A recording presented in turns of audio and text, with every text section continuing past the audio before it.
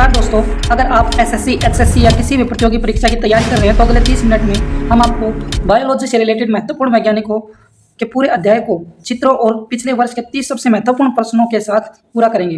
अंत तक बने रहिए क्योंकि आखिर में आपको जल्दी रिवीजन की ट्रिक भी देखने को मिलेगी। अगर आप जो ये महत्वपूर्ण सा हमारा टॉपिक है वैज्ञानिकों से रिलेटेड, जिससे एग्जाम में क्वेश्चन पूछे ही जाते हैं, यहाँ से क्वेश्चन मूल बनना तय होता है एग्जाम के अंदर। ठीक है, तो चलिए ज़्यादा टाइम ना खराब करते हुए शुरू करते हैं हम आज की इस इंपॉर्टेंट वीडियो को। ठीक है, हमारा आज का जो पहला वैज्ञानिक होने वाला है महत्वपूर्ण, हमने सभी केवल महत्वपूर्ण वैज्ञानिकों को लिया है। वैसे तो अगर हम देखें तो कुछ 50 के करीब वैज्ञानिक थे, लेकिन जिनसे प्रीवियस ईयर में ज़्यादा से ज़्यादा क्वेश्चन रिपीट होते हैं हमने उन्हीं को लिया है इसके अंदर। ठीक है, तो हमारा पहला वैज्ञानिक है अरस्तु। हम जानते हैं कि हमारे लिए कितना ज़्यादा इंपॉर्टेंट रहने वाला है। ठीक है, तो जो अरस्तु है, एक मिनट मार्कर का रंग चेंज कर लेते हैं। तो जो अरस्तु है उसे हम हमारी बायोलॉजी का जनक या जीव विज्ञान का जनक कहते हैं। ठीक है, अरस्तु को हम हमारी बायोलॉजी यानी जीव विज्ञान का जनक कहते हैं। इन्हीं को फादर ऑफ जूलॉजी भी कहते हैं। जो हमारी बायोलॉजी है उसे हम दो शाखा में बांटते हैं, जूलॉजी और बॉटनी। ठीक है, तो जो जूलॉजी है वो जंतुओं से संबंधित है और बॉटनी है वो जीवों से संबंधित है, यानी जंतुओं से। जो बॉटनी है वो पेड़ पौधों से संबंधित है और जो जूलॉजी है वो एनिमल से संबंधित है। ठीक है, तो जो हमारे बायोलॉजी के जनक है वो भी अरस्तु है, और जो प्राणी विज्ञान के जनक है यानी जो जूलॉजी के जनक है वो भी हमारे एरिस्टोटल यानी अरस्तु रहने वाले। ठीक है, जीवों का प्रथम वैज्ञानिक वर्गीकरण भी एरिस्टोटल यानी अरस्तु ने ही किया था। यानी क्वेश्चन आपसे डायरेक्ट पुट किया जाए कि जीवों का प्रथम वैज्ञानिक वर्गीकरण किसने किया था, तो इसका हमारा सीधा सीधा उत्तर अरस्तु हो जाएगा। ठीक है, इन्होंने एक प्रसिद्ध पुस्तक भी लिखी थी जिसका नाम है हिस्टोरिया एनिमलिया। कई बार क्वेश्चन एग्जाम में पुट किया हमें मिलता है ये। ठीक है, इंपॉर्टेंट बुक है अरस्तु की जिसका नाम है हिस्टोरिया एनिमलिया। ठीक है, जीवों का आवास के आधार पर वर्गीकरण किसने किया था प्रथम बार, तो अरस्तु ने ही प्रथम बार जीवों का उनके आवास के आधार पर वर्गीकरण किया था। यानी कौन सा जीव किस स्थान पर रहता है इसके आधार पर उन्होंने जीवों को क्या किया था, वर्गीकृत किया था। जैसे जलचर जो जल में रहते हैं, स्थलचर जो स्थल पर रहते हैं, और वालचर यानी जो हवा में उड़ते हैं, उनके इस प्रकार से उन्होंने जीवों को वर्गीकृत किया था। आगे है अवलोकन आधारित प्रबल, अवलोकन आधारित अध्ययन पर बल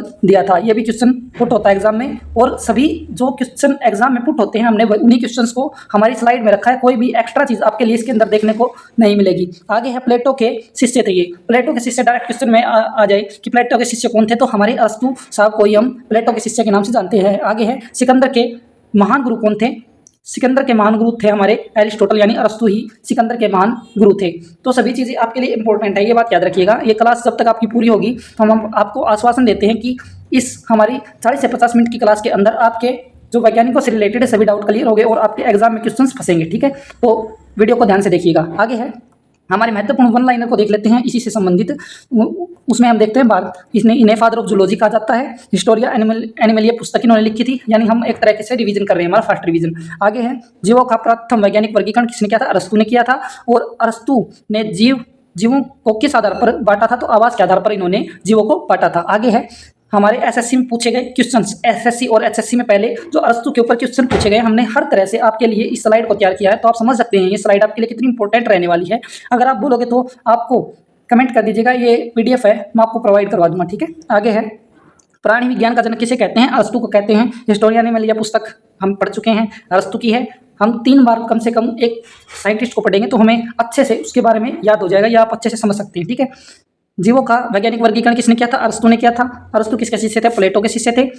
आगे है अरस्तु ने जीवों को किस आधार पर वर्गीकृत किया था, तो आवास के आधार पर। सभी ये जो हमने 5 मेन तो इसके अरस्तु के बारे में जो फैक्ट पढ़े हैं वे सभी आपके लिए इंपॉर्टेंट है। आप समझ सकते हैं इस बात को कि आपके लिए कितने ज़्यादा इंपॉर्टेंट है। ठीक है, और इन्हें फादर ऑफ बायोलॉजी भी कहा जाता है, यानी कि जीव विज्ञान का जनक भी किसे कहा जाता है, अरस्तु को ही फादर ऑफ बायोलॉजी भी कहा जाता है। ठीक है, आगे इनका जन्म 384 इंपॉर्टेंट नहीं है, लेकिन अगर आप चाहे तो एसएससी सीजीएल जैसे पेपर के लिए इसे याद रख सकते हैं। ठीक है, स्टेगाइरा ग्रीस में इनका जन्म हुआ था। ठीक है, इंपॉर्टेंट नहीं है लेकिन एसएससी सीजीएल जैसे एग्जाम के लिए आप याद रख सकते हैं। ठीक है, तो आगे बढ़ते हैं, हमारे दूसरे साइंटिस्ट की तरफ चलते हैं।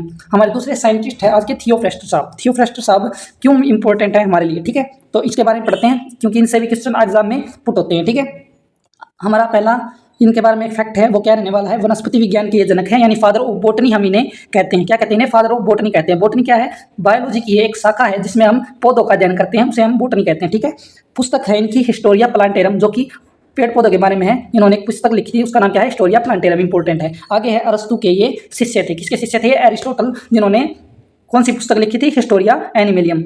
आगे है इन्होंने पौधों का प्रथम वैज्ञानिक वर्गीकरण किया था। तो जो पौधों का वैज्ञानिक वर्गीकरण किसने किया? थियोफ्रास्टर साहब ने किया था। और जंतुओं का प्रथम वैज्ञानिक वर्गीकरण किसने किया था? हमारे एरिस्टोटल साहब ने किया था। आगे बढ़ते हैं। आगे है पौधों को उनके आकार, संरचना और उपयोग के आधार पर इन्होंने वर्गीकृत किया था। किस आधार पर किया था?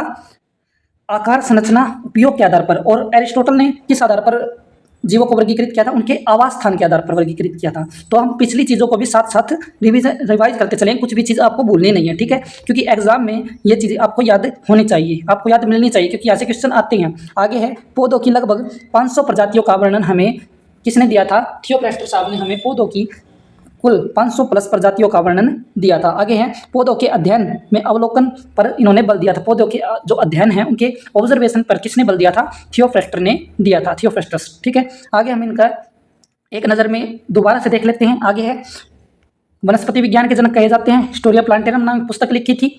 शिष्य किसके थे? अरस्तु के। थियोफ्रास्टर ने वैज्ञानिक वर्गीकरण किया था पौधों का। आगे है कितनी प्रजातियों का वर्णन मिलता है इनके द्वारा? 500 प्लस प्रजातियों का इनके द्वारा पौधों की वर्णन हमें देखने को मिलता है। आगे ये सब चीज़ें हम रिवाइज कर चुके हैं। जो क्वेश्चन पेपर में पूछे जा चुके हैं उनको देख लेते हैं। ये है हमारा वनस्पति विज्ञान के जनक थियोफ्रास्टर, CGL 2016 में पूछा गया है। हिस्टोरिया प्लांटेरम पुस्तक के लेखक कौन है? थियोफ्रास्टस है। 2017 HSC CT में, सॉरी ये HSC के एग्जाम में पूछा गया है। CT वैसे ही अब लगा देता है ये हमारी स्लाइड के अंदर, तो HSC के द्वारा 2017 में पूछा गया था। आगे है पौधों में के वर्गीकरण किसने किया था? वैज्ञानिक वर्गीकरण किसने किया? थियोफ्रास्टर ने। CHSL में पूछा गया है। थियोफ्रास्टर किसके शिष्य थे? अरस्तु के।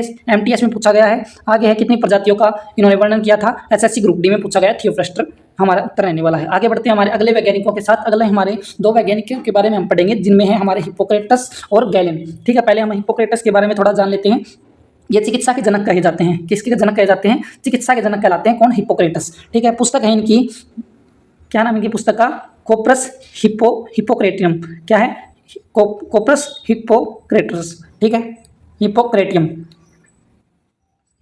यह हिप्पोक्रेटिक शपथ की शुरुआत किसने की थी? हमारे महान वैज्ञानिक हिप्पोक्रेटस ने ही इसकी शुरुआत की थी। यानी कि आप एक बात याद रखिए, हिप्पो से रिलेटेड कोई भी चीज़ आ जाए हम हिप्पोक्रेटस को टिक करेंगे। हमें हमारा क्वेश्चन एग्जाम में बनाना है, हमारा मेन मोटिव बस यही है, ठीक है? हमें याद होना चाहिए कि इसका आंसर क्या आएगा। हमें 4 ऑप्शन देखने को मिलने वाले हैं एग्जाम के अंदर, ठीक है? तो आगे है रोगों को प्राकृतिक कारणों से उत्पन्न माना, अलैंगिक शक्तियों से नहीं। ये शब्द किसके थे? ये हमारे हिप्पोक्रेटस के शब्द थे। रोग है जो वो प्राकृतिक कारणों से उत्पन्न होते हैं, ना कि अलैंगिक कारणों से, अलौकिक शक्तियों से नहीं होती। यानी कि जो अलौकिक शक्तियां हैं उनसे हम रोगों को नहीं मान सकते। जैसे आप जानते हैं कि प्राचीन काल में क्या हो रहा था कि लोग मानते थे कि कुछ अलौकिक शक्तियां हैं या कुछ हम समझ सकते हैं कि जो हमारे भगवान की या फिर किसी भूत प्रेत के कारण हमें कुछ रोग होते हैं। तो उसको किसने नकारा सर्वप्रथम? तो हिप्पोक्रेटस साहब ने इसे सर्वप्रथम नकारा था। और इन्होंने क्या कहा था? रोगों को प्राकृतिक कारणों से उत्पन्न इन्होंने माना था। आगे है 4 शारीरिक रसों का इन्होंने सिद्धांत दिया था।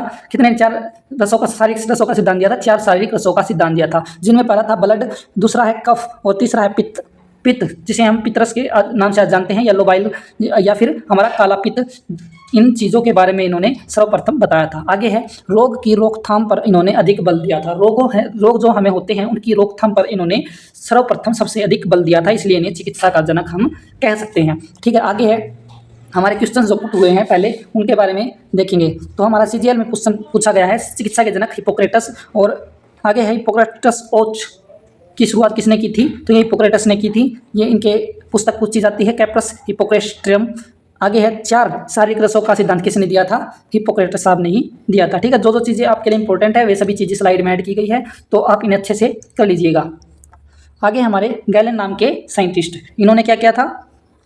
शरीर रचना विज्ञान का जनक इन्हें कहा जाता है। शरीर रचना विज्ञान का इन्हें जनक कहा जाता है, यानी फादर ऑफ एनाटॉमी भी हम इन्हें कहते हैं। फादर ऑफ एनाटॉमी, ये क्वेश्चन कई बार एग्जाम में पूछा जाता है कि फादर ऑफ एनाटॉमी कौन है। ये आप दे सकते हैं, CGL 2017 में पूछा गया हमारा ये क्वेश्चन रहने वाला है। आगे है शरीर क्रिया विज्ञान का जनक किसे कहा जाता है? तो शरीर क्रिया विज्ञान का जनक भी हम किसे कहते हैं? गैलेन को कहते हैं। आगे इनकी पुस्तक कौन सी है? पुस्तक है इनकी डी उसु प्रेटम इनकी क्या है? पुस्तक रहने वाली है। ये इंपॉर्टेंट है सभी चीजें, तो आप याद रखिएगा। आगे है मानव शरीर की संरचना और कार्य का विस्तृत अध्ययन इन्होंने सर्वप्रथम किया था, इसलिए इन्हें फादर ऑफ एनाटॉमी भी हम कहते हैं। आगे है पशुओं का उपयोग किए, विशेषकर बंदर और सुअर पर इन्होंने सर्वप्रथम प्रयोग किए थे। पशुओं पर इन्होंने विशेषकर क्या किए थे? कुछ प्रयोग किए थे, जिनके आधार पर इन्होंने फादर ऑफ एनाटॉमी की मतलब संज्ञा इन्हें प्राप्त हुई थी। मतलब कि इन्होंने बताया तो मानव शरीर के बारे में था, लेकिन इन्होंने साथ ही साथ बंदर और सूअर जैसे पशुओं पर भी इन्होंने विशेषकर कुछ प्रयोग किए थे। ठीक है, आगे है हिप्पोक्रेटस के विचारों को आगे बढ़ाया और अनेक नवीन खोजें की। यानी कि हमारे हिप्पोक्रेटस उन्हें क्या क्या कह रहे थे, हम चिकित्सा के जनक कह रहे थे। तो इन्होंने भी क्या किया, उनके जो विचार थे, उनके जो मेन विचार थे वो किससे संबंधित थे, चिकित्सा से संबंधित थे। और हमारे आंतरिक रसों के बारे में उनके विचार थे। तो इन्होंने जो गैलेन साहब थे, इन्होंने क्या किया, हिप्पोक्रेटस साहब के विचारों को आगे बढ़ाया। ठीक है, और नवीन खोजें इन्होंने की। आगे है हमारे वही जो प्रीवियस ईयर के क्वेश्चन है, हमें वे देखने को मिल जाते हैं इसी स्लाइड से संबंधित। आगे बढ़े, आगे हमारा अगले वैज्ञानिकों की ओर चलते हैं। आगे हमारे सबसे वेरी वेरी वेरी इंपॉर्टेंट दो साइंटिस्ट हैं, उनके बारे में देखते हैं। इनमें हमारे कैरोलस लीनियस और रॉबर्ट हुक का नाम आता है। ठीक है, जो कैरोलस लीनियस साहब है, ये हमारे लिए इंपॉर्टेंट हो जाते हैं। ठीक है, तो इन्होंने आधुनिक वर्गीकरण की का जनक इन्हें कहा जाता है। आज modern father of modern taxonomy हम इन्हें कहते हैं। किसे, कैरोलस लीनियस साहब को। कैरोलस लीनियस साहब को क्या कहते हैं, फादर ऑफ मॉडर्न टैक्सोनॉमी। ठीक है, वर्गीकरण का पिता, यानी इन्होंने सबसे प्रथम बार जीवों को क्या कहता है, वर्गीकरण किया था। तो इन्हें क्या कहते हैं, फादर ऑफ टैक्सोनॉमी कहते हैं। द्विनाम नाम पद्धति का भी इन्होंने सिद्धांत दिया था, यानी बायनोमियल नोमेनक्लेचर का भी सिद्धांत दिया था, कैरोलस लीनियस ने किया था। इंपॉर्टेंट है सभी चीजें, ये क्वेश्चन बार बार एग्जाम में आते हैं, ये बात आप याद रखिएगा। ठीक है, तो इन्होंने एक पुस्तक भी लिखी थी जिसका नाम क्या था, सिस्टेमा नेचुरी। सिस्टेमा नेचुरी नाम के इन्होंने एक पुस्तक भी लिखी थी जो कई बार एग्जाम में पूछी गई, इंपॉर्टेंट है। कोई भी चीज आपके लिए इसमें फालतू नहीं रखी गई, सभी चीजें इंपॉर्टेंट है, याद रखिएगा। ठीक है, आगे है जीवों का कृत्रिम वर्गीकरण इन्होंने सर्वप्रथम किया था। ठीक है, आर्टिफिशियल क्लासिफिकेशन ऑफ ऑर्गेनिज्म किसने किया सर्वप्रथम, तो कैरोलस लीनियस ने सर्वप्रथम जीवों का कृत्रिम वर्गीकरण भी किया था। आगे है वर्गीकरण के मुख्य आधार क्या थे, बाह्य लक्षण, संरचना और जनन आकृति। इन्होंने इनके आधार पर वर्गीकरण सर्वप्रथम किया था। तो क्या क्या थे, बाह्य लक्षण, संरचना और जनन इनके प्रमुख आधार थे। आगे है वनस्पति को 24 वर्गों में इन्होंने वर्गीकृत किया था। कितने वर्गों में इन्होंने वनस्पति को वर्गीकृत किया था, 24 वर्गों में इन्होंने सर्वप्रथम वनस्पति को वर्गीकृत किया था। ये आप देख सकते हैं क्वेश्चंस पूछे गए हैं पहले, इसलिए मैंने ये सभी स्लाइड आपके लिए रखी है कि क्वेश्चंस पुट हुए हैं पहले वाले एग्जाम्स में। ठीक है, तो इंपॉर्टेंट चीजें हैं सभी आपके लिए, याद रखिएगा। आगे हमारा रॉबर्ट हुक, जो कि हमारे लिए इंपॉर्टेंट साइंटिस्ट रहने वाले बहुत ज़्यादा, क्योंकि इनसे क्वेश्चन आता है। तो पहला ही इंपॉर्टेंट क्वेश्चन क्या आता है, फादर ऑफ सेल बायोलॉजी किसे कहते हैं, यानी कि कोशिका का जनक किसे कहते हैं, इंपॉर्टेंट है। कम से कम ये क्वेश्चन 1000 बार एसएससी और एचएससी में पूछा जा चुका होगा। ठीक है, तो इनकी पुस्तक भी पूछी जाती है, माइक्रोग्राफिया किसकी पुस्तक है, ये रॉबर्ट हुक की पुस्तक है। आगे है प्रथम बार कोर्क सेल में इन्होंने सूक्ष्मदर्शी से देखकर सेल का नाम दिया था, सेल की खोज इन्होंने की थी। नाम हम आगे देखेंगे और साइंटिस्ट ने इसका नाम दिया था सूक्ष्मदर्शी। सूक्ष्मदर्शी को सुधार, यानी कि जो सूक्ष्मदर्शी को में सुधार किया था किसने, रॉबर्ट हुक ने सर्वप्रथम सूक्ष्मदर्शी के अंदर सुधार किया था। ये चीजें हमें देखने को मिल रही है। आगे बढ़ते हैं, जीवों के अध्ययन में अवलोकन पर इन्होंने बल दिया था। तो जीवों का जो अध्ययन होता है उसके अवलोकन पर सर्वप्रथम किसने बल दिया था, तो रॉबर्ट हुक ने किया था। ठीक है, इसमें इंपॉर्टेंट क्या है, इसमें इंपॉर्टेंट है एक तो कोशिकाएं खोज सर्वप्रथम किसने की थी, तो रॉबर्ट हुक ने की थी। और पहली बात ये कि वो जो इन्होंने कोशिकाएं खोज की थी वो कैसी सेल थी, एक डेड सेल थी, डेड कोशिका थी वो, यानी मृत कोशिका थी। और किसमें इन्होंने खोज की थी, कोर्क में की थी, यानी एक जो आप समझ सकते हैं कि जो एक लकड़ी का छोटा सा टुकड़ा होता है उसके अंदर इन्होंने किसकी खोज की थी, कोशिका की खोज की थी। और कोशिका कैसी थी, एक मृत कोशिका थी। इंपॉर्टेंट है, याद रखिएगा। आगे बढ़े, आगे हमारे साइंटिस्ट है Antonie van Leeuwenhoek, very very very important scientist है। इनके बारे में तो आपको पता होना ही चाहिए अगर आप एग्जाम में जाकर बैठ रहे हैं तो, यानी किसी भी एग्जाम में बायोलॉजी आती है तो इनसे क्वेश्चन पूछे जाने की संभावना 99% होती है। ठीक है, तो इसे आप जरूर इंपॉर्टेंट तरीके से करिएगा। ठीक है, वेरी वेरी वेरी इंपॉर्टेंट, मैं इसको बोलकर चल रहा हूँ। तो इनके बारे में जानते हैं, एंटोनी वैन ल्यूवन हुक के बारे में। सूक्ष्म जीव विज्ञान के इन्हें हम जनक कहते हैं, फादर ऑफ माइक्रोबायोलॉजी हम इन्हें कहते हैं। क्या कहते हैं, फादर ऑफ माइक्रोबायोलॉजी के नाम से हम इन्हें जानते हैं। इस बात पर मैं बहुत ज़्यादा जोर दे रहा हूँ क्योंकि हम पहले भी इसके बारे में देख चुके हैं कि फादर ऑफ माइक्रोबायोलॉजी हम किसे बोल रहे हैं, हमारे एंटोनी वैन ल्यूवन हुक साहब को हम क्या बोल रहे हैं, फादर ऑफ माइक्रोबायोलॉजी। इंपॉर्टेंट है, इन्हें फादर ऑफ माइक्रोबायोलॉजी कहा क्यों जाता है, तो हम इसके बारे में देखेंगे। अब इन्हें सूक्ष्मदर्शी का जनक भी कहा जाता है। इन्हें सूक्ष्मदर्शी में क्या करते हैं कि जो छोटे छोटे कण होते हैं उनको देखते हैं, छोटी छोटी जो हमारी चीजें होती हैं, जैसे हमारी कोशिका है, जैसे हमारे एटम्स हैं, उनको हम किसके अंदर देखते हैं, हमारे सूक्ष्मदर्शी के अंदर देखते हैं। तो इन्हें सूक्ष्मदर्शी का जनक कहा जाएगा। ठीक है, तो इन्हें सूक्ष्म विज्ञान का जनक भी कहा जाएगा क्योंकि उन्होंने कुछ ऐसी चीजों की खोज की थी जिन्हें हम सूक्ष्मदर्शी से ही देख सकते हैं। ठीक है, इन्होंने स्वयं एक लेंस युक्त सूक्ष्मदर्शी बनाया था, स्वयं का इन्होंने अपना एक लेंस युक्त सूक्ष्मदर्शी बनाया। इन्होंने सबसे पहले सूक्ष्म जीवों को देखा और उनका वर्णन किया। क्या किया इन्होंने, सबसे पहले सूक्ष्म जीवों को देखा और उनका वर्णन किया। तालाब के पानी में दांते की मैल आदि की जांच इन्होंने की। आगे है अपने अवलोकन का वर्णन पत्रों के माध्यम से रॉयल सोसाइटी को इन्होंने भेजा था। सूक्ष्म जीवों का जनक इन्हें एंटोनी वैन ल्यूवन हुक को कहा जाता है। एंटोनी वैन ल्यूवन हुक आपके लिए बहुत ज़्यादा इंपॉर्टेंट साइंटिस्ट रहने वाले। इनके बारे में कुछ और फैक्ट है, जैसे कि इन्होंने ही माइकोप्लाज्मा की खोज की थी, इन्होंने ही हमारी जीवित कोशिका की खोज की थी, जो हमारे लिए वेरी इंपॉर्टेंट हो जाता है। ठीक है, आगे बढ़ते हैं। आगे हमारे इंपॉर्टेंट साइंटिस्ट जिन्हें हम चार्ल्स डार्विन के नाम से भी जानते हैं। चार्ल्स डार्विन वेरी इंपॉर्टेंट आपके लिए रहने वाले हैं। तो इनके बारे में देखने से पहले हम कुछ छूट तो नहीं गए पीछे, नहीं, चलिए आगे बढ़ते हैं। आगे हमारे चार्ल्स डार्विन साहब। चार्ल्स डार्विन एक और महत्वपूर्ण साइंटिस्ट, उत्क्रांति का इन्होंने सिद्धांत का प्रतिपादन किया था। यानी उत्क्रांति के सिद्धांत का प्रतिपादन किसने किया था? डायरेक्ट क्वेश्चन आता है तो चार्ल्स डार्विन ने किया था। प्रकृति का चयन का सिद्धांत किसने दिया था? तो चार्ल्स डार्विन ने दिया था। यानी gave the theory of natural selection. Theory of natural selection आपसे पूछी जाती है। ये क्वेश्चन में कम से कम आपसे 100 बार पूछा जा चुका होगा कि थ्योरी ऑफ नेचुरल सिलेक्शन किसने दी थी? तो चार्ल्स डार्विन ने दी थी, वेरी इंपॉर्टेंट है। थ्योरी ऑफ इवोल्यूशन भी आपसे पूछी जाती है और थ्योरी ऑफ नेचुरल सिलेक्शन भी आपसे पूछी जाती है, वेरी इंपॉर्टेंट है दोनों थ्योरी। ठीक है, प्रमुख पुस्तक इनकी कौन सी है? On the origin of species. On the origin of species very very very important. इसका तो आपसे डेट भी पूछ ली जाती है, 1859 इसकी डेट रहने वाली है। ठीक है, वेरी इंपॉर्टेंट बुक है on the origin of species. किसकी बुक है? चार्ल्स डार्विन साहब की ये बुक रहने वाले। जीवित रहने की होड़ का सिद्धांत किसने दिया था? तो ये भी हमारे चार्ल्स डार्विन साहब ने इस सिद्धांत को दिया था, स्ट्रगल ऑफ एग्जिस्टेंस। तो किसने दिया था? स्ट्रगल ऑफ एग्जिस्टेंस, ये हमारे चार्ल्स डार्विन साहब ने ही दिया था।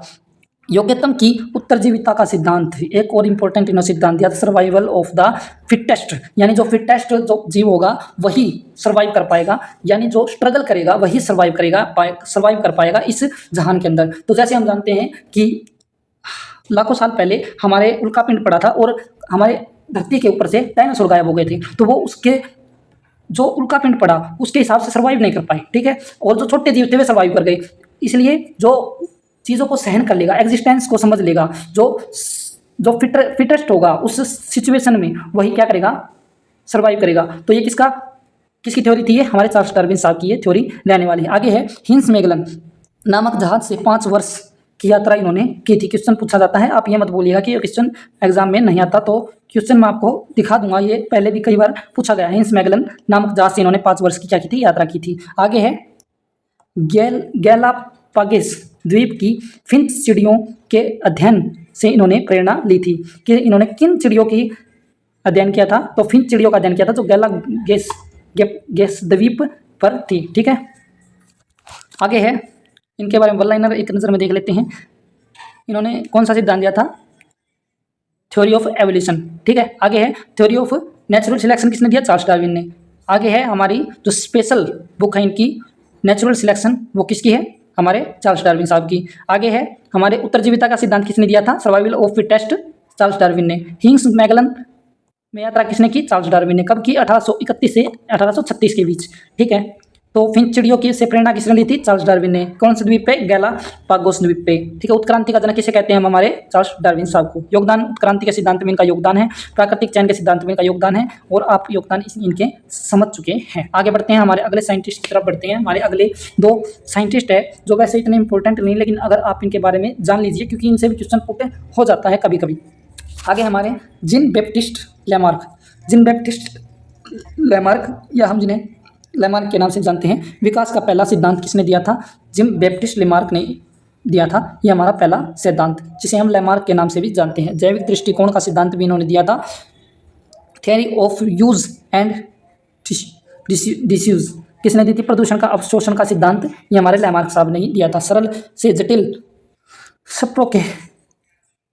जटिल की ओर विकास का सिद्धांत किसने दिया था? ये हमारे लेमार्क साहब ने दिया था। आगे पुस्तक है इनकी, ये पूछी जाती है, फिलोसफी जूलॉजिक। जो हमारी फिलोसफी ऑफ जूलॉजिक, ये किसकी पुस्तक है? ये हमारे जी बैप्टिस्ट लेमार्क की हमारी पुस्तक रहने वाली है। आगे है, इसको बड़ा ही कर लेते हैं। आगे हमारे अवशेरुकी जीवों का वर्गीकरण किसने किया था? तो हमारे लेमार्क साहब ने अवशेरुकी जीवों का वर्गीकरण भी किया था। विकास का पहला सिद्धांत लेमार्क। अर्जित लक्षणों से वंशागमन के समर्थक कौन थे? लेमार्क, इंपॉर्टेंट है। आगे है हमारे अगले साइंटिस्ट जिनका नाम है अल्फ्रेड रसेल वालेस हमारे अगले साइंटिस्ट रहने वाले हैं, जिनके बारे में हम जानेंगे। इंपॉर्टेंट फैक्ट्स जान लेते हैं ओनली इनके बारे में। प्राकृतिक चयन का सिद्धांत स्वतंत्र रूप से प्रतिपादित किसने किया था? इन्होंने स्वतंत्र रूप से प्रतिपादित किया था प्राकृतिक चयन के सिद्धांत को। इनका नाम है अल्फ्रेड रसेल वालेस। ठीक है, आगे 1858 में डार्विन को पत्र लिखकर अपने विचार इन्होंने भेजे थे। पुस्तक द मलाय एल्फ्रिक लागो, इनकी पुस्तक है। भौगोलिक वितरण के लिए इन्होंने नियम दिए थे और रेखा वेल्स की इन्होंने खोज की थी। सभी चीज़ें आपके लिए इंपॉर्टेंट रहने वाले, जो इंपॉर्टेंट होगी मैं आपको केवल वही बताऊंगा, ठीक है, फालतू चीज़ें आपको नहीं बताई जाएगी। आगे हमारे अनुवांशिकी के पिता हमारे ग्रेगर जॉन मेंडल, जो आपके लिए वेरी वेरी वेरी इंपॉर्टेंट रहने वाले हैं।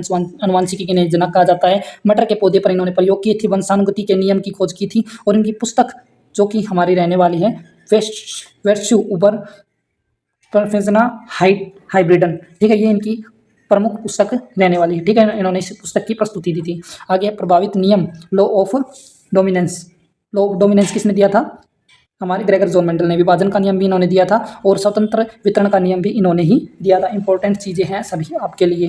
तो ये आप देख सकते हैं, अनुवांशिकी का नियम दिया था इन्होंने, मटर के पौधे पर इन्होंने अपने प्रयोग किए थे और वंशागति का नियम दिया था। लॉ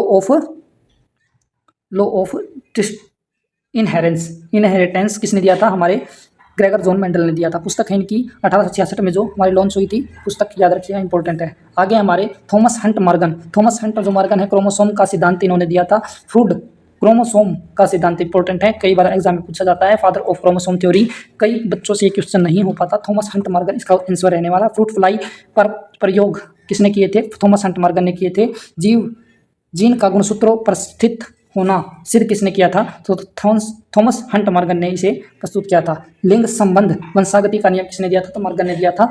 लिंग संबंध वंशागति का नियम, प्रमुख इनकी पुस्तक। आपसे एग्जाम में नहीं पूछी जाती तो आप नहीं करेंगे तो भी चल जाएगा आपका काम। क्रोमोसोम का सिद्धांत आपके लिए इंपॉर्टेंट रहने वाला है। जो कि गुणसूत्र का सिद्धांत गुणसूत्रों पर स्थित इन्होंने बताई थी, ये भी आपके लिए इंपॉर्टेंट है। और फ्रूट फ्लाई भी आपके लिए इंपॉर्टेंट रहने वाला है। आगे बढ़ते हैं। आगे हमारे दो थोड़े से इंपॉर्टेंट साइंटिस्ट आपके लिए जो कि आपसे पूछे जाते हैं, ठीक है। तो डी विरीज है, क्या नाम है? डी विरीज और लुईस पास्चर। तो डी विरीज उन्होंने उत्परिवर्तन का सिद्धांत दिया था। कौन सा सिद्धांत दिया था? उत्परिवर्तन का सिद्धांत दिया था डी विरीज ने।